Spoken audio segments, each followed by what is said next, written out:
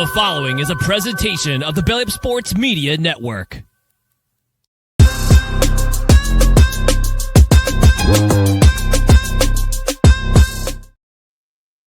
Welcome in to an all-new edition of the Belly Up Fantasy Live Baseball Show on the Belly Up Sports Network. I'm Vince Dover, joined by the one and only Kevin Wilson of the Belly Up Fantasy Sports side of things. How you doing, Kev? I'm doing great, Vince. You know, it's a great time right now because you got sports going on all over the place. We just finished with the draft. You got the NBA playoffs. You got NHL playoffs. And, of course, we have baseball, and we've got baseball to discuss. So I'm very excited. All right. Well, we got a great show for you today. We're talking about April surprises, Major League Baseball news and standings, and then our weekly waiver wire adds and subtractions this week as well. So let's jump right into it with our first segment we call the Fantasy Burner. The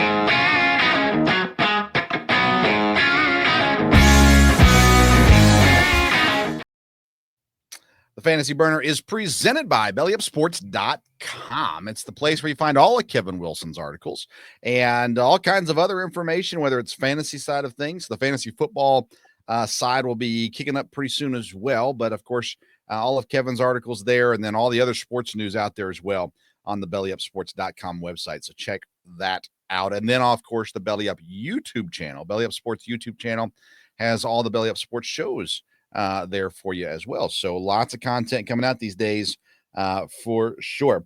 All right, today we're talking about April's surprises, fantasy surprises, both positive and negative, that we didn't necessarily see coming into this first month of baseball. Kevin, why don't you kick us off? What's your first surprise? Well, my first surprise is I'm going to go with the polar bear, which is, of course, is Pete Alonso. Okay.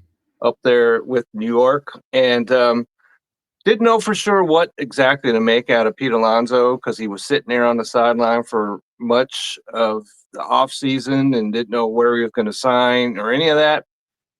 But he did sign, of course, but nobody saw, because right at this moment, he's hitting 333, which is probably about 70 points higher than he's ever hit before.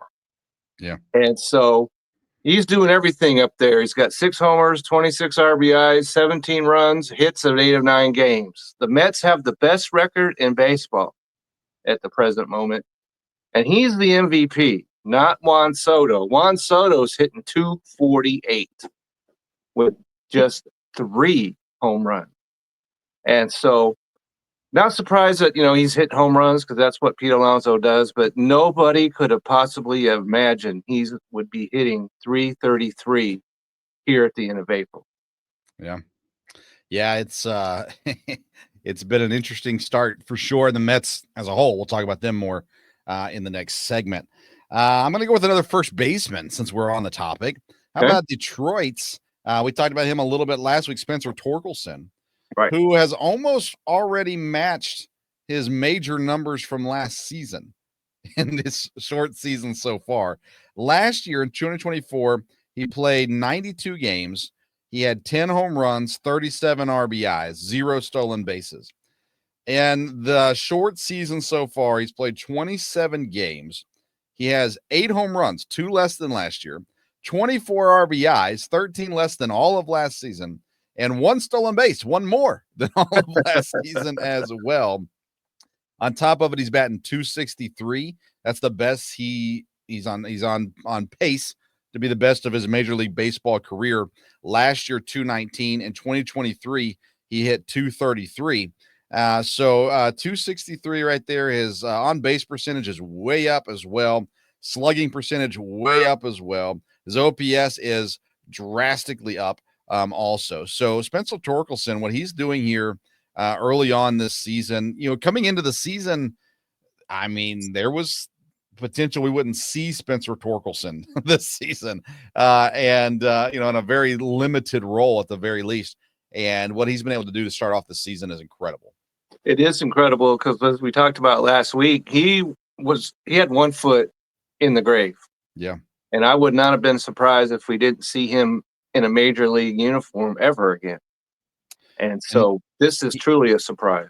And he was obviously an undrafted player. Obviously, right. And picked up. Now he's on rosters. But for the record, he's only on 72.4% of ESPN rosters. That's pretty low for what he's doing right now.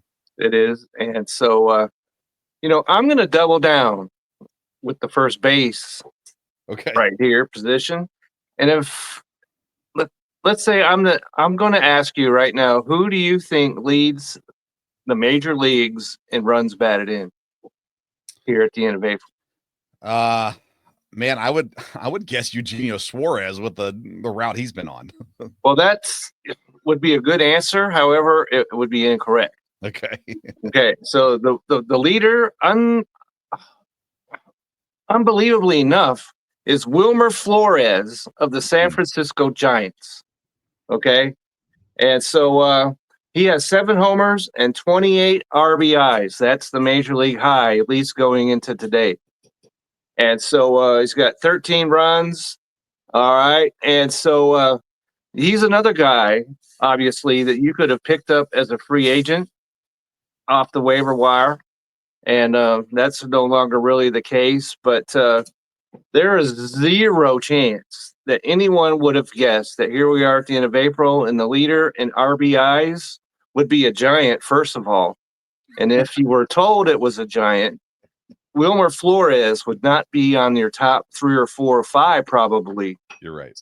Choices, but that is exactly what he's doing. And so even up there in San Francisco, which is a pitcher's park, excuse me, that's about as big a pitcher park as there is, but still he's leading the league, all of major leagues in RBIs. So if this is not a surprise, I don't know what is. Yeah, that's a good one, Kev, because 100% correct on that one for sure. All right, let me give you 2 guys because they're on the same team and they play the same position. One's a positive surprise and one is a negative surprise. Okay. And that's the Philadelphia Phillies. We talked about Aaron Nola last week. Yes, we did. So I won't spend too much time on him. him. We don't need to discuss him any further. On the positive side of things, though, is Jesus Luzardo. Yes. And I have to admit, I chickened out on Jesus Luzardo in our preseason starting pitcher episode. We get to our value picks. I had written down Jesus Luzardo. Then I went and started looking at his stats from the past, and I said, you know what? He doesn't do enough strikeouts. I'm going to take him off my value list because I'm not sure that I didn't have enough faith to put him there and put my name on it. I wish I would have now, because what Jesus Luzardo is doing this year is incredible. So when you look at the 2 sides of the coin, right, you got Wheeler, who's still looking really solid. Luzardo, 6 games started, 4 quality starts. Out of those 6, 3 wins, 0 losses. He has 41 strikeouts, a 10.2 K/9 ratio, and he's got a 1.73 ERA, leading the Philadelphia Phillies. Wheeler has a 3.62. Nola, well, he's got a 6.43. Yeah, like I said. So what Luzardo's doing right now is incredible. And listen, he's been a decent pitcher even in Miami. And I really thought with this rotation, he would be right in there and be really good. But fantasy value, I question whether or not he'd have enough fantasy value with the quality starts, with the wins, and he's got enough strikeouts to make it worth your time as well. He's not walking a ton of people either. So what Luzardo's doing right now is, to me, a surprise. He's the top or the second best pitcher in Philadelphia so far this season. And, of course, having Nola and even Sanchez has been fine, and there's some good things there for sure. But I love what Luzardo's doing. That's a pretty big surprise to me. It is a big surprise. And so that leads right into my next surprise, which is a pitcher right down the street here in Texas, and that's Tyler Mahle. Okay. And so here's a guy who's 3-0 with a 1.14 ERA, 0.98 whip. He's pitched into the 6th inning or later 3 times out of 6 starts. He's given up no more than 2 earned runs in any start that he's made so far this year. And going into this year, we didn't know if he was going to be healthy, first of all. And if he was, maybe he'd be the long man out of the Texas Ranger bullpen. Mm. But he's been by far their best starter this year, and good for the Rangers because their offense has been absolutely abysmal. But he's been able to keep the team afloat with his pitching. And so if you're looking for a surprise, I can't imagine a bigger one than Tyler Mahle would. But nobody was drafting this guy going into the drafts. And so if you picked him up early on, you've got yourself a solid starter. And I see no reason why he's going to slow down going in, further. So what a pickup if you made this guy your waiver pickup. So Tyler Mahle is a surprise pitcher for me of all of April. I like it. Let me give you one more negative, and then I'll have one more positive after. So if you got two more guys as well, the negative is Devin Williams with the Yankees. He's pitched in 10 games. He has 4 saves. He has 2 losses. He's given up 10 earned runs, 8 strikeouts to 7 walks. His ERA is 11.25. Now, listen, when you're pitching the closer role, your ERA has the potential of being, inflated a little bit if you have a bad outing. So you're only pitching 3 outs at most typically. So that can obviously be inflated a bit. But when the Yankees brought in Devin Williams, granted, they didn't have to give up a ton to get him because he's only got 1 year left on his contract, but they expected more than this. And the airbender has not been the airbender so far in New York. Will he figure it out? I assume he will. But in April, this is a surprise that Devin Williams hasn't been more effective than he's been. Absolutely, because I have him written down as well. And I saw the news that the Yankees have removed him from the closer position. Oh, wow. Yeah. For the time being. And he has 7 fantasy points. 7. Yeah. Okay. There are pitchers that will give you that in one appearance. Relief pitchers, I mean. Right. And so this guy has been stunningly bad. And I'm sure that you're probably glad that he's way east of Milwaukee about this point in time. Well, and this is why, as a Brewers fan, I wasn't devastated. Devin Williams, I love him. I mean, he was a great Brewer. He did great things for the Brewers. But there's things that I don't trust the Brewers front office with. But when they let go of these guys, it seems to be the right time. And so Devin Williams, last year, he had some injury issues. And when he came back from that, he just wasn't the same guy. And it's just going to take some time. And again, I think he'll still figure it out. I think he's still got another solid couple seasons in him before he really starts to fall. But there were some things about him there were signs that said, watch out here, but not to this degree. 7 points fantasy wise. 1 save is 5 points. 1 hold is 5 points. Right. So you get a strikeout and a save, and you're matching what he's got on the season so far in 10 appearances. That's not fantasy wise. That's a shocker. Yeah, big surprise. Absolute shocker. So that leads me right into my first bad, and that's also a relief pitcher, and that's Emmanuel Clase up there in Cleveland. Yep. And he was, of course, the relief pitcher closer going into the season. Then, in fact, our co-owner of Belly Up, Mike, offered me him in a trade for Yamamoto.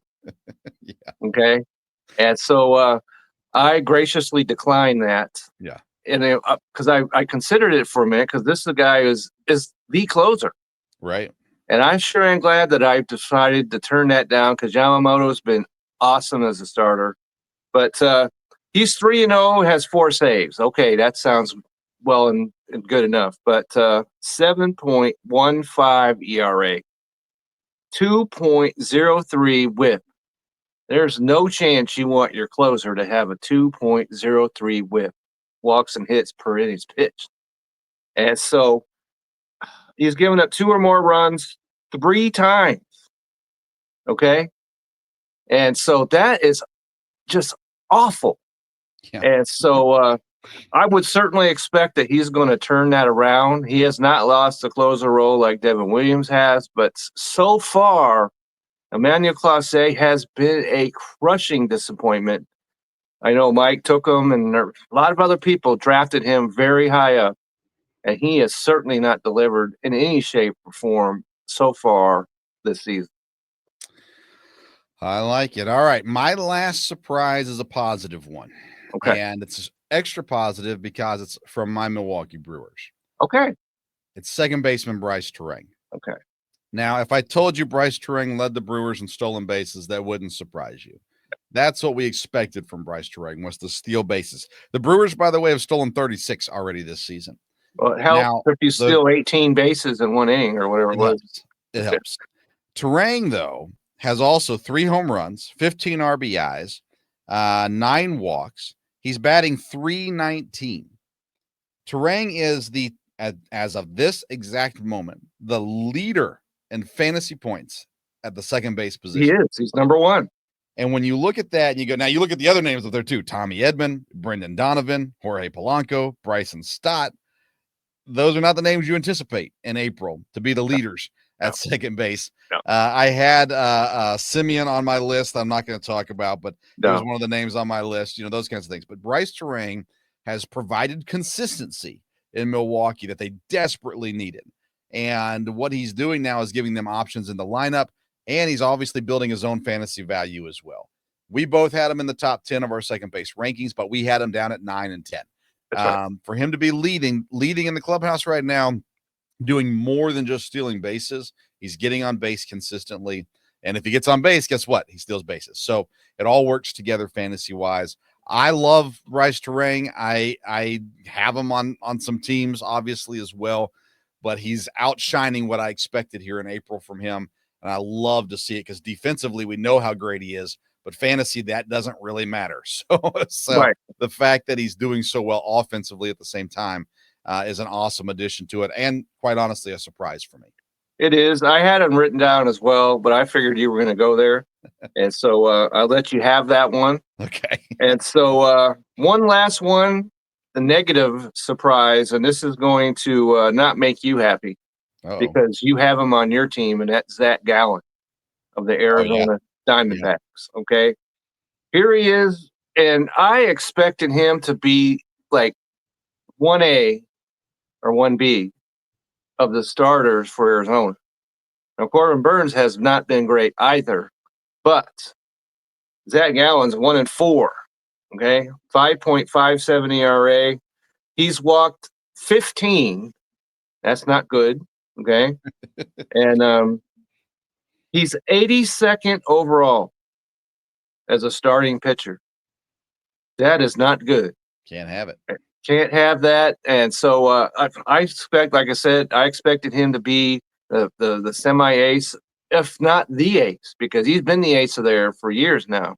Yeah. And so it has not worked out in any way, shape, or form for Arizona with him so far. So he is a big-time disappointment to me. Agreed. We'll talk about more about Arizona here in our next segment, but that's the Fantasy Burner presented by Belly Up Sports. Let's head into segment number 2. We call it the Hot Corner.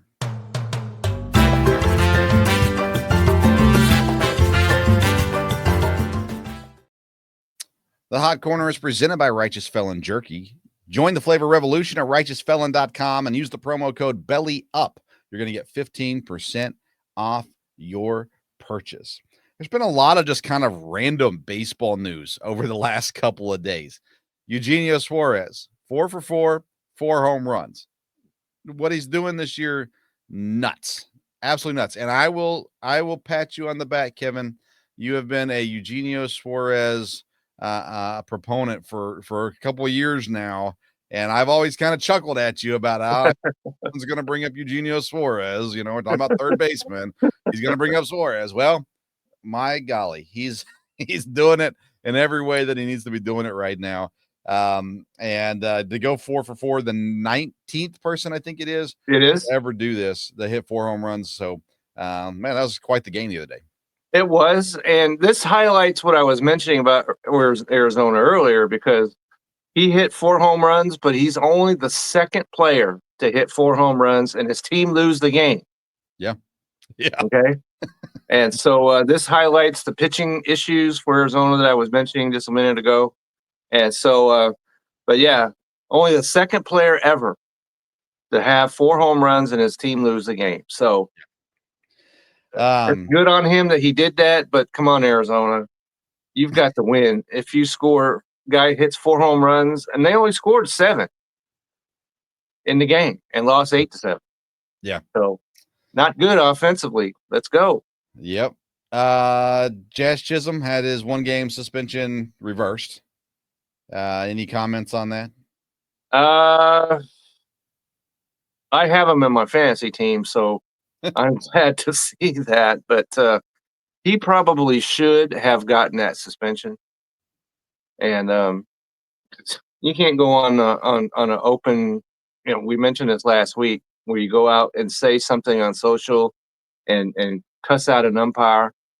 Okay, and so I guess I'll take it because, like I said, he's on my fantasy team, but I think he deserved that suspension. Yeah. I mean, it's 1 game, so it's not the end of the world that it No, doesn't get through. no. But yeah, interesting for sure. Jose Quintana is crushing it in Milwaukee right now and continues just to be the guy. And I was talking with some Brewers fans yesterday a little bit about this, and you go through the way that Quintana's pitching. Myers just came back. Woodruff is going to be back very soon. Right. Peralta has looked decent so far this year too. The bullpen has definitely had some positive moments also. Neither one of us thought Quintana was going to do what he's done though so far in Milwaukee. No, I'm sure he'll be getting mentioned later in our last session when we're talking about ads. I'm relatively positive that you're going to see his name in there. So Okay. I agree with you on that. And one thing I did want to mention is that the Pirates, they don't get any positive play, and obviously, it's justified. But Matt Gorski the other day came to the plate, his first at bat ever in the major leagues, and hit a home run. Those are the fun stories. Yes, his first appearance off of Tyler Anderson of the Angels. And the interesting thing about this, even though it was not just his first home run, but he tied Jake Berger for the hardest hit first home run ever hit in the StatCast era. I like it. So it wasn't like he, popped it up in the air and the wind, took it out of the stadium. He powered that ball like nobody's business, and it was out of the stadium. So if you're going to have a first at bat, that's the way to go out right there. That's the way to do it. Speaking of the Pirates, they were playing the Dodgers, and Tyler Glasnow lasted an inning. Where have we heard this before? I'm not too sure. Yeah, I have this written down as well, so I knew that you were going to go here. Yeah, I mean, it's sad, honestly, and I don't know how I haven't had time to look at it. I don't know how big of a deal it is, but it's just this consistent issue with Tyler Glasnow. As good as he is, I can't have him on my fantasy team because I know he's not going to pitch as many games as and he's probably not going to pitch when I'm in the playoffs. So Glasnow is not even on my draft board in most cases, and here he goes, he's out again. And I agree with that, even though I'm a Dodger guy, obviously, and I wanted nothing to do with this guy either. And we were talking about this last year, but at least he pitched into June, I'm pretty sure, last year. And we're not even out of April. And this is the second brush with injury that he's had already. And so this is not good, and not a surprise at all. And so, Dodgers, you brought him over knowing this was the case. So I feel no sympathy, even though I'm a Dodger guy, because they did it. They knew what they were getting, and they are getting it. One of the wildest walk-offs in Major League Baseball history happened just moments ago. Okay. The San Francisco Giants, Helio Ramos, steps up to the plate, hits a chopper to not pass the pitcher's mound, and he ends up scoring the winning run on that play. Pitcher throws it to first, bad throw, gets past him, goes to second, heads to third, bad throw, gets past him, heads home. Walk-off win for San Francisco on just a defensively atrocious play by the Rangers. And you talk about the Rangers and just how disappointing there have been, Marcus Semien, not great. They got some injury issues now too. If it wasn't for the pitching down in Texas right now, but the pitching's actually been pretty solid overall. So, man, what an embarrassing way to lose a game for the Rangers, and what a wild way to win for the Giants. It is. And, when you're average, because they scored 2 runs, the Rangers, I mean. And so and I heard an interesting stat because I was listening to the Ranger game earlier today. And then the 7th inning on, they ranked 29th in Major League Baseball in runs scored. Minnesota Twins being only the team that's worse than they are. Gracious. And when you look at them through all 9 innings, they're one of the worst hitting teams in all of baseball. And who could have thought that was coming? Seager's hurt now, so that's not a surprise either, because that's what happens to him. And you mentioned Semien. I won't go into that because it hurts my heart to do that. So, and Berger is a guy that we've talked about, and he's not doing it. And so they're right there in the race, which I think we're going to talk about some races in a second, I'm sure. Yep. But it's because of the pitching, not the hitting. Well, here's what's wild. The least amount of runs scored of any team in the league, below the Rockies, and they're still second place in the division. They're still 2 games above 500. Right. And yet they have a minus 15 run differential and the lowest amount of runs scored all season so far. And again, you put that together, you realize, okay, they're the lowest scoring team, but they only have a negative 15 run differential. It shows you how good the pitching's been. And you look at Eovaldi, and you look at Molly, and you look at Rocker, and you look at Leiter, who came back this week, and you look at those options. And DeGrom. You've got to pick it up on the offensive side of things, and you have to do it immediately. You have to. They've got 2 catchers, one that bats left, one that bats right. So you would think that would solve any kind of problems there, but it has not.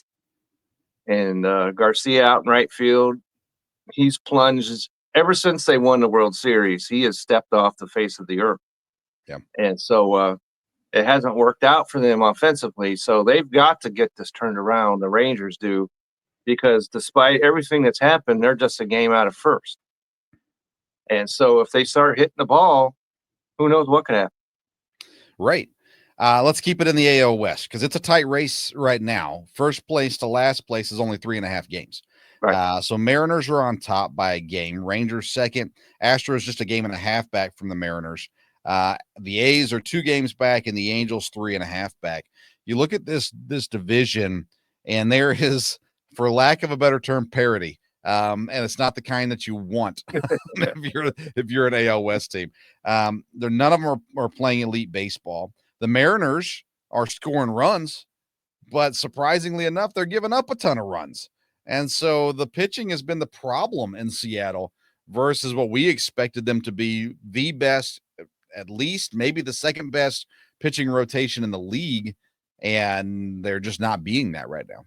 They aren't. And we probably should not be surprised, because they went last year. We saw the stat where their 5 pitchers started like 150 games or something crazy like that. And there was no way that was going to come and carry over in 2 years in a row, and it has not. And so, but I said a couple of weeks ago when the Mariners went out on the road, because they'd only had played 3 road games at that point.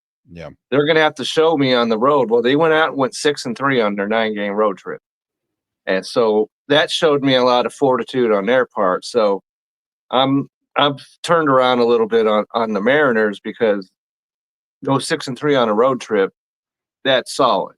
Yeah. And so if they can get some of these guys off the IL, or that are injured, then things can look solid on the pitching staff again. So, but the hitting's always can the Mariners hit enough to win a division? So that's the key for them.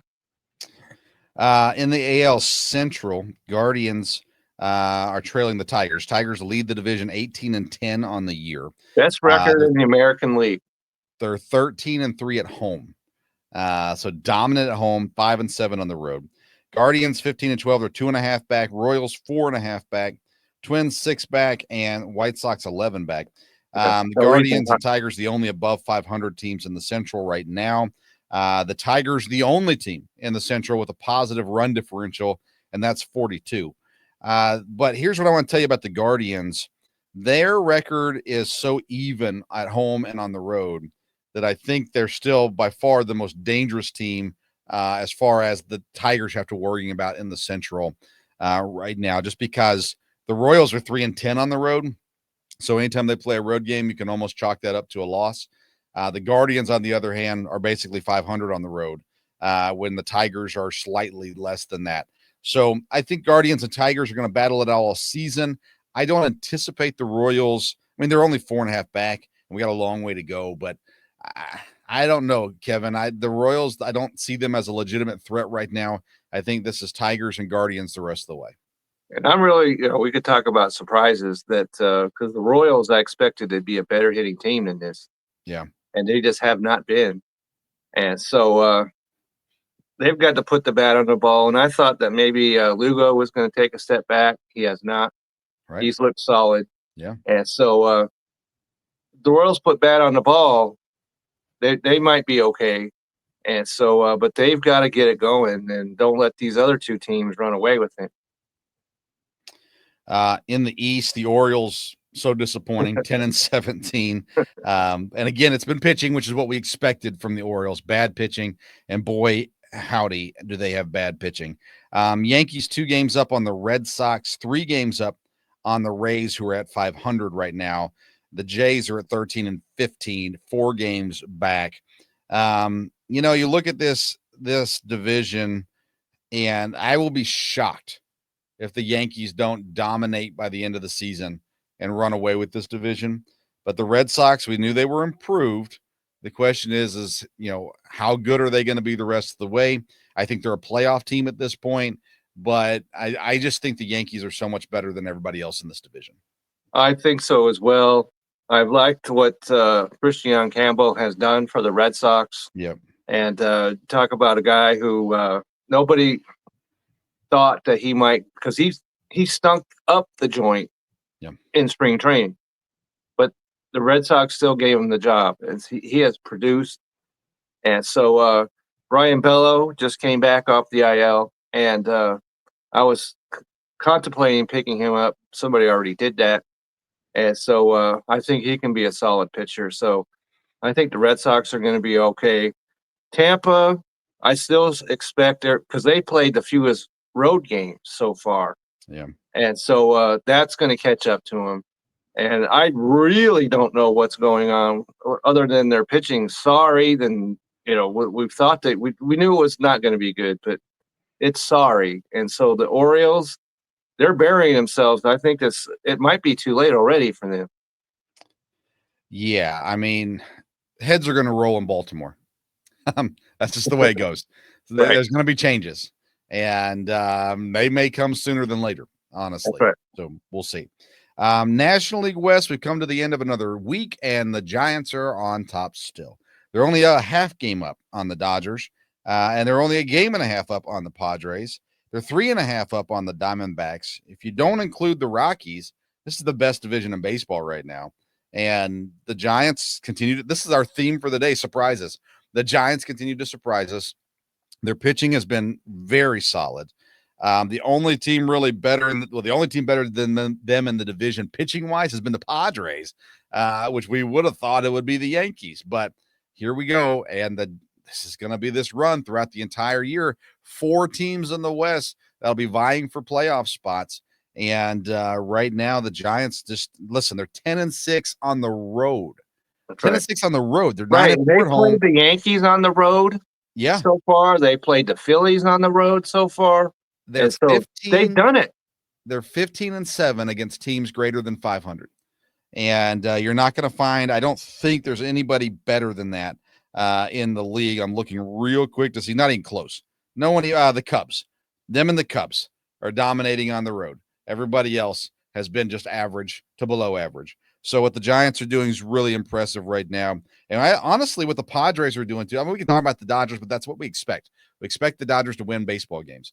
The Padres, we thought, again, they had the potential. They could be good.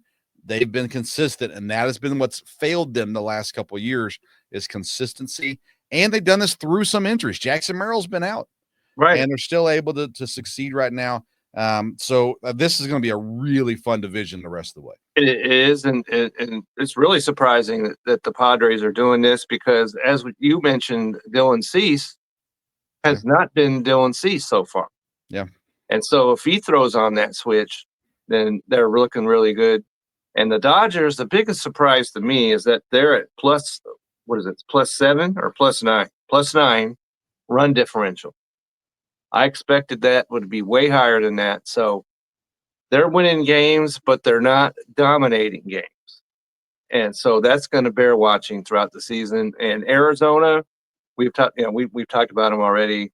They've got to get their pitching straight. And if they ever do that, then you and I both think that they could be a knockout baseball team going down the stretch. So who would have thought that there would be a game and a half difference between three top teams in the NL West? Right. And so and then the Giants would be in that list. and the Giants would be on the list. We would have thought that Dodgers, of course, Arizona, you and I both like. Padres have been there the last couple of years. The Giants have just kind of been back there, just above 500. But that's not been the case so far. And I see no reason why the Giants will fall off going down through the season, the summer, and into the fall. Agreed. National League Central, the highest scoring division in baseball. The Cubs knocking in 172 runs. The Reds 150. The Brew Crew 149. The Cardinals 130. And even the Pirates sneaking in there at 102 as well. The Cubs are the story in the NL Central right now. They are average. Here's the crazy thing. They're 5 games over 500, but they're 9-7 at home. They're 8-5 on the road, but they're beating good teams, 17-12. They've played a lot of good teams. So they're going to start playing poor teams pretty soon. You would think they'll keep this up. We will see. The Reds a game and a half back, the Brewers 3 back. Let's talk about the Cubs because what they're doing, what Tucker has done, and what they're doing is incredible. It is. And so, the Cubs have played the Dodgers 7 times already. That's crazy. And so that they're sitting here at +41 and leading by their division by 2 games and had to play the Dodgers that many times is impressive. No question. Yeah. And so I see no reason why Chicago will let off the foot off the gas. And they're doing it without Justin Steele. And so that's even more impressive. So it's going to be I don't see anybody, maybe your Brewers, because I'm not ready to step onto the Reds train. I don't think you are either. But well, about the Reds, and I think we may have mentioned this a couple of weeks ago. Hunter Green's been amazing, and Lodolo's been really good. Right. And if they can keep that 1-2 punch in the pitching, and if the bullpen doesn't screw up, and the bullpen's actually been pretty good this year. So what you're seeing from the Reds is what they haven't been able to do. But here's the deal. You're going to have to get me through the All-Star break before I get on the Reds bandwagon. I need to see how they play after the All-Star break because they have been good up to the All-Star break in previous seasons. Then they fall off. That's right. So let's see. You got it. But I like what I'm seeing out of the pitching. I hate what I'm seeing out of Spencer Steer. But I like what I'm seeing out of a lot of what's going on in Cincinnati. But again, the Cubs are interesting because they've been playing good teams. Can they maintain is the big question too. And can the Reds and the Brewers keep pace and hold on as long as possible to see if the Cubs fall off at all as well. Let's get to the NL East. I think, and this is not what I thought coming into the season, I think the Mets are the best team in baseball. And when you look at this team and you see, their scoring is average. They're not doing anything super special on the offensive side of things. 118 runs scored, which is actually second to last in the division, but only 82 runs allowed. And when you look at that, okay, here's what you have to ask yourself. If the pitching is this good, will the offense be good enough? Because remember back in the Jacob deGrom heydays, True. they were losing games 2-1. They were losing games 1-0. And they're still losses. They count the same. That's right. And so if the offense can't figure out how to produce more, I question whether McGill, Holmes, Senga, and Peterson can maintain, and Canning, I guess, as well, can maintain. But right now, McGill, 1.74, Senga, 1.26 ERAs, Holmes, 2.64. I'm flabbergasted by that. I did not think this was going to work out. Peterson, 3.29, and Canning, 3.12 ERAs right now. You look at this team and what they're giving you, they're not pitching deep into games.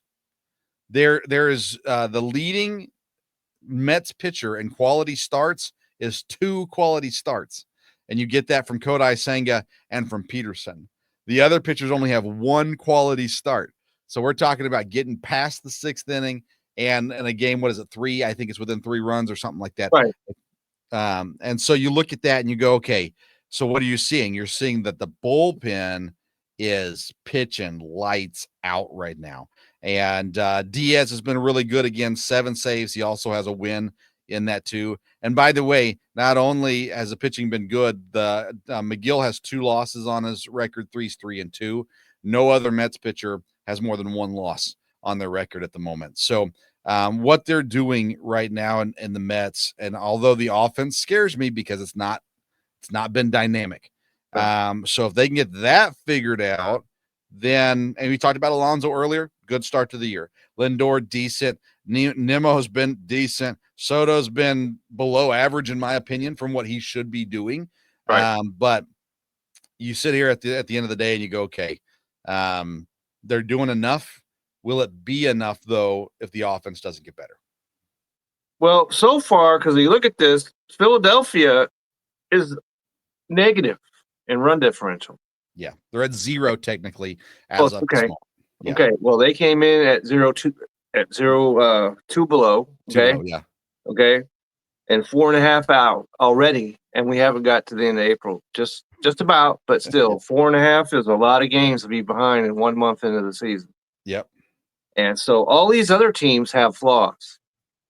Yes. Atlanta, of course, they've been trying to just dig themselves out the entire way since they started off 0-7. And so, which they've done it. Yes. They're playing winning baseball now. But Philadelphia, to be at 0 or -2 is hard for me to explain because, as you mentioned, their pitching has been good. It's Nola. Okay? That's the problem. Nola's the problem, of course, which that's what makes it my problem as well. Yeah. And but other than him, pitching has been pretty solid. Their bullpen has been solid. And the offense is what's missing for Philadelphia. So, and they just need to do better catching.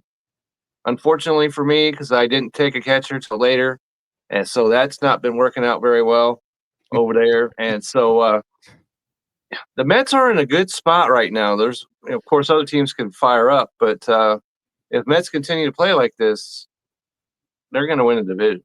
Yeah. Yeah, but better watch out. Like you said it, Atlanta's playing winning baseball now. Philadelphia's good enough. So the Mets better get on it. You don't want to keep slacking offensively. You're going to get yourself in and they trouble. Don't want to score 5 runs in the first inning like they did today against the Washington Nationals, no less. Yeah, and then lose the game. Yeah. Yep. Great point. Today is not the best example of the good. No, if you're going to carry the Mets card around, you might want to put that away after today. But all right. That's the Hot Corner. We need to get to our pickups. Hot Corner is presented by Righteous Felon, righteousfelon.com. That's Righteous Felon jerky, by the way. Great tasting, great texture, lots of options. righteousfelon.com. Use the code BELLYUP. You get 15% off your purchase. All right, let's head into our final segment of the show. We call it the Fantasy Focus.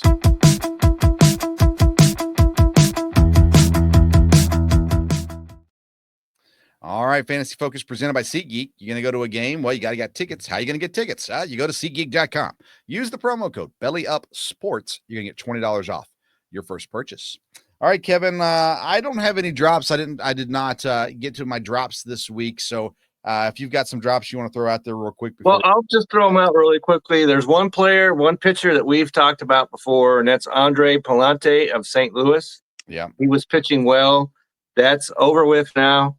And so he's given up 4 runs in each of his last 2 starts. And so, he rode while it was hot. It's not. So it's time for him to go. I mentioned last week Max Muncy of the Dodgers. That's still not happening. 173, 4 RBIs, 4 runs. That's not cutting it in any shape or form in the Dodger lineup. Unfortunately for me, I was big on UC Kikuchi for the Angels. Yeah. Okay. And so he pitched 2 innings yesterday. 1 and 2. Okay. And that's it. 4 runs to Minnesota. Minnesota does not have a good offensive baseball team. And so that's not good. Right. And he goes up against Detroit on Friday. And so I've dropped him now. And so I see no reason to hold on to him. He's about 60% rostered or so, I believe. And so and especially in a 10-man league, there are other pitchers that you can pick up. Maybe he'll fire up later on, but for now, UC Kikuchi, unfortunately for me, after I sat there and set up flares all over the place in the preseason for him, it's not working. Okay. Anybody else you're dropping? Oh, no, that's about it. Okay, sounds good. Let's get right into our ads then this week. Okay. I'll let you go first with that as well. Who do you have as an ad? Okay, so I talked about him last week. I'm doubling down, and that's JP Sears of the Athletics. Okay, mention how the Rangers are like one of the worst, if not the worst, offensive teams in all of baseball. Well, he pitches against them again tomorrow. All right, and as he's at 7.8% rostered, and last time out against the Rangers, he gave up 2 runs on 5 hits, struck out 5, and walked 1. Okay. And he's won 3 of his last 4 starts. And like I said, he faces the Rangers again tomorrow. That could get your week off to a winning start. And so, and he sets up, I hadn't looked far enough to see who he might start up again later or in the weekend, but he's set up for a 2-start week. So that could work really well if you go ahead and get him on your fantasy team, but you need to do it quickly. I like it. Yeah. Listen, I'm kind of stuck with these A's pitchers a little bit. Osvaldo Bido, I'm just a fan, and I picked him up again this week. He was on the waiver wire, added him in another league, just kind of that hidden. They were playing the Angels, I think, right? So they, it was, yeah, I like Sears too. Let me go to the Rockies. Jordan Beck, outfielder. He had himself a stretch this week. Against Kansas City, he went 2 for 3 with a home run. Then the next day against Kansas City, he went 2 for 3 with 2 home runs. Then the following day at Cincinnati, or at home against Cincinnati, he went 2 for 3 with another 2 home runs. So he was on a roll. Now, last 2 days, that has cooled off a bit, but 3 out of the next 4 series the Rockies play are at home. And so Jordan Beck's going to be hitting in friendly confines there of Denver, Colorado. So they're not easy matchups necessarily. They're going against the Braves next, and then they go to San Francisco, and then they've got Detroit at home, and I think maybe the Padres at home. But again, 3 out of your next 4 series at home is a positive hitting situation, and Jordan Beck's proven in his short stint that he can hit. So I like Jordan Beck. He's only 6.6% owned right now in ESPN leagues as well. And so, jump on these young, talented kids when they get their opportunity, and maybe you get really lucky and they're a long-term solution for you. But I like Jordan Beck right now and the opportunity he provides. Okay, that sounds pretty solid. So I'm going to go with another pitcher here, and that's Matthew Boyd of the Chicago Cubs at 13.3% rostered. And he's 2-2 with a 2.54 ERA. But you know what the most impressive part about him is? His first starts of the season at Arizona, San Diego, at Los Angeles Dodgers, at San Diego, Los Angeles Dodgers. Nobody has had a more difficult opposition than that. They all can hit the ball, and yet he has a 2.52 ERA. And like I said, he's only at 13.3% rostered. He's pitching the 6th and 4 straight starts. And so Wednesday, he pitches against the Pittsburgh Pirates. And so that's a lot easier to opponent than he's faced already. And so he's a guy that I probably should have talked about him first. I think he's the ad of the week. But JP Sears pitches tomorrow, like I said, so that's why I mentioned him first. But Matthew Boyd is a guy that you want on your team. He's pitching well and doing it against the best teams in baseball, so he ranks really high on my list. I like that one a lot. I'm going to stick with outfield for now, and Eli White from the Atlanta Braves, who also had quite the stint as of late and found himself some consistency against St. Louis and Arizona, hitting 2 home runs in 4 games, adding in 7 RBIs in that stint as well, giving you fantasy value of 8, 7, 6, and 4 in the last 4 games. Atlanta, like we just said, is finding their groove a little bit right now, playing some winning baseball. On the season, Eli White, who has not been a consistent starter all season long, but is getting the consistent at-bats now. He's batting .273, 2 home runs, 7 RBIs, 1 stolen base, 33 fantasy points. Again, most of that coming here in the last week. So jump on the Eli White train while it's moving, and find him now. Only 0.4% rostered in ESPN leagues. He is available in your league. Okay, so the next guy I want to talk about is a little more available. No, a little less available, I guess is what I'm trying to say. It's Michael Lorenzen of the Kansas City Royals, sitting there at 4.9% rostered. Okay, 2-3, 3.90 ERA. It's nothing to get too excited about, but he faces. You mentioned the Rockies have 1 road series. Well, this is it. They play Colorado, and he faces them on Thursday. And so there's not probably a worse hitting team that hits the road than the Colorado Rockies.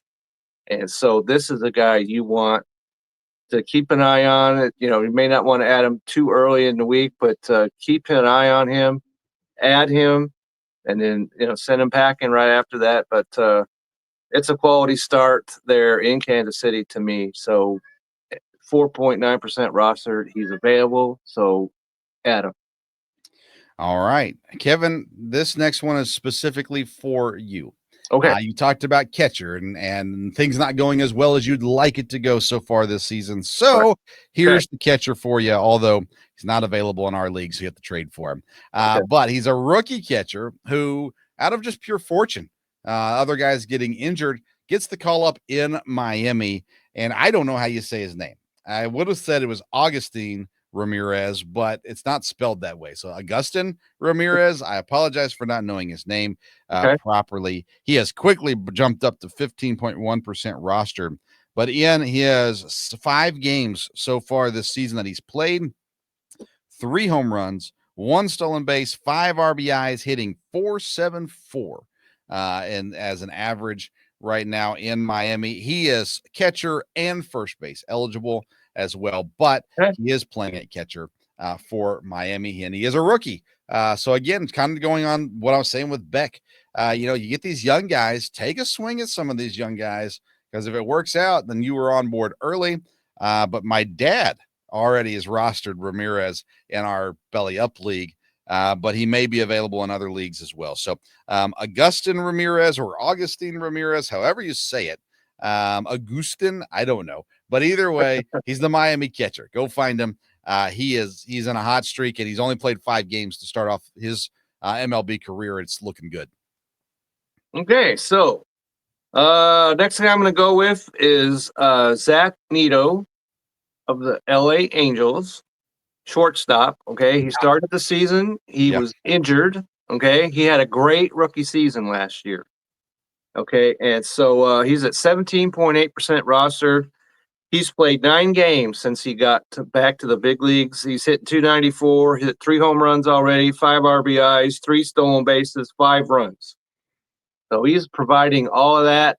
And like I said, the Angels have played the fewest home games so far this year, and so they'll be getting back home. So that'll be a positive development for him. So if you're needing shortstop help, Zach Neto is a guy that I really like. And if he hadn't been hurt, I would have seen him on a lot more rosters than he is currently. But he's back. He's hitting the ball, so he needs to have a roster home right now. Yes, I agree. All right, I got one more guy. Okay. Normally, I wouldn't bring up guys that are rostered this high. He's rostered in 49.4% of leagues, but he's available in our league, so I figured he's available in other people's leagues too. And it's the Detroit Tigers pitcher Casey Mize. Okay. He had one not great game back on the 13th, but the rest of his season has been pretty solid. He's 4-1 on the year, 23 strikeouts, 2.12 ERA, 1.04 whip, 91 fantasy points over 5 appearances is solid. 24 points to open up against Seattle, 22 against the Yankees, 4 against Minnesota, 24 against Kansas City, and his last outing on the 26th, 17 fantasy points. He's got 2 quality starts in those 5, and he's went 5.2 twice and 5.1 once. So he's right there. Tigers a good team, and Casey Mize a good pitcher. And by the way, Thursday he pitches against the Los Angeles Angels of Anaheim. So there you go. Good matchup this week for Casey Mize. He's not available everywhere, but in 49% of leagues or 51% of leagues he is. So if he's available in your league, this is a good week to stream Casey Mize on your fantasy baseball team. I agree with that 100%. And this is a guy that you mentioned earlier, and that's Jorge Polanco of the Seattle Mariners, who is the second-ranked fantasy second baseman so far this year. Yeah. And so, excuse me, anything that you're looking for, he had 3 hits today. 3. Okay. And so, let's see, 3 hits today. He had 2 yesterday. He had a home run Friday and a home run Saturday. What more is there need to be said about him? And he's doing everything that Marcus Semien is not. Yeah. And so I have no illusions that this guy is going to be, smashing the baseball like this all season. But this is not the point. You ride the high, the wave till it crests, and then it starts to go down. So then you bail out. But right now, Polanco, and I saw there was a debate going on in a Facebook baseball page, group that I'm in. Should I drop Marcus Semien for Jorge Polanco? I would not get that way so far. Yeah. But there's got to be somebody on your fantasy team that you can drop. If you need second base help, get Jorge Polanco on your team right now because he's hitting the ball. He's doing it. He's been doing it. This is not a recent development. So I like Jorge Polanco. And so if you need second base help at all, go get him and do it quickly. Maybe the ride might be over by next weekend, but ride it while it's hot right now. Yeah. And I'm glad you brought that up, by the way, because I picked up Marcus Semien in a league this week as he got cut. And I am known for picking up guys that high draft picks that get cut because they're not playing well. I'll ride with them. As long as I'm in the playoff hunt, I'll ride with them. I'll take my chances on the proven guys. And Semien, to me, is a guy, is he going to be the top tier second baseman this year? It doesn't look like it, but I can't imagine he's going to keep hitting 150. He's going to figure some things out here. And he's not young. He's not a young chicken anymore. Not anymore. Nope. But he's still a player I trust enough to ride with a little bit. Guys that I've kind of given up on this season, by the way, Jackson Holiday. I've traded him in a couple leagues. Spencer Steer, I've traded him and tried to trade him, and I still have him in one league. I'm still trying to trade him in that league, but I offered him to Reds fans and they didn't even take him. So I was like, oh, that's not good. But I try to hold out hope with him because of his positional eligibility at outfield and first base. It kind of comes in handy. So we'll see on those guys there. All right, Kevin, website's up and kicking, bellyupsports.com. I know you dropped an article this week. What else you got going on this week with bellyupsports.com? Well, you might want to go back and see because I predicted who I would pick up for starts this weekend. So you might want to go and take a look at that and see how I did. And so it's on there. And tomorrow at 6 Central, 7 Eastern, Seahawks Sessions will be live, and we will be discussing the Seahawks picks. I was live on air, as you are well aware, when the Seahawks made their pick, I was quite pleased with it. And so I'll be happy to be able to discuss the Seahawks draft picks. They made some moves I did not see coming. So it'll be an interesting discussion. You'll definitely want to check that out. And you mentioned the Belly Up's website is live, and so there will be an article coming out. These surprises, there might be some of those I put into print, so you might want to take a look at that. And you can always find me on X at Kevin62 WILSEA. And so, and the interesting thing is, yesterday we were getting the oil change, and all these guys were talking about football. And my wife was like, "Hey, ask them if they like fantasy." So I did. Oh yeah, we're into it big time. So I gave them my card. And so, guys, if you happen to be watching this, appreciate it. And so, like I said, get over to the Belly Up website. There's lots of information. There's going to be more coming out with all that's going on. So I'm excited to be a part of it. Definitely. And for the record, that pick at 18, Gray Zabel to the Seahawks, was my final correct pick in my mock draft. Okay. And that was my first in a while, actually, at that point, too. So I was very thankful that they went with that one at 18. But yes, indeed. Yes, indeed. So this week, Dad, if you're listening, we're going to have our show at a non-regular day. We usually do it on Thursday nights, the Sports Stove football show. I'm hoping to do it Tuesday night, but I haven't talked to my dad about that just yet. So, Dad, if you're listening and I haven't talked to you about this yet, I apologize. We'll talk about it. Because, Kevin, the reason why I've got to move my show this week is I'm going to be umpiring a scrimmage game this week. I got the opportunity to step in and umpire, actually, with my boys. My sons are going to come out there with me. They'll work the bases. I'll work the plate. So that'll be a fun time. We'll see how that goes. Okay. But nonetheless, and Kevin, you'll be shocked to know this too. I've stepped my foot back into the slow pitch softball world as well, where I am on a league this year, and God only knows how that's going to work out. So well, you'll I'm definitely going to have be to keep coming us to you informed on that. beaten and bruised over the next couple months, more than likely. But this week we do have a Sports Stove football show coming out. I believe it'll be Tuesday night. We'll put it out on social media so you know for sure. But we're going to be doing draft. I mean, we're talking about the recap of the draft, going through winners and losers, things we liked, didn't like, Shedeur Sanders drama, all kinds of stuff. So make sure you check that out. You need to follow us on social media at Sports Stove on Twitter and Instagram, and we'll put out all the announcements for the shows and things like that as well. bellyupsports.com. We're gonna I'm probably not gonna put anything out this week outside of just our show material, but coming very soon will be fantasy football stuff starting up as we get closer to the summer and start working on some of that stuff. So now's the time. Get used to going on to bellyupsports.com. Eric Katz, Jim Marshall putting out some good baseball content, non-fantasy baseball content out there as well. So check them out. We got some stuff football wise. We got lots of stuff going on right now over there at bellyupsports.com. So check that out. And again, the Belly Up Sports YouTube channel has all kinds of Belly Up shows there as well. And so we do this show live on Facebook, Belly Up Fantasy Sports Facebook, and the Belly Up Sports Twitter page. And then after the program is done, we upload it to the Belly Up Sports YouTube channel. And it's also on the podcast version, Belly Up Fantasy Live Baseball. If you go to your podcast platform of your choosing, you should be able to find the show there and listen to the audio version as well. All right. Definitely want to be checking out, because dynasty leagues are already itching to start up their rookie drafts. You notice. Yeah. And so I'm surprised I haven't been contacted, because I'm in 3 of them at present. Yeah. And so last year we were doing the draft 1 week after the rookie draft. So get on there, get on Belly Up, check it out. There's stuff to be found. Yeah, sure is. All right. He's Kevin Wilson. Find him at Kevin62 WILSEA. And I'm Vince Stover. Find me at Sports Stove.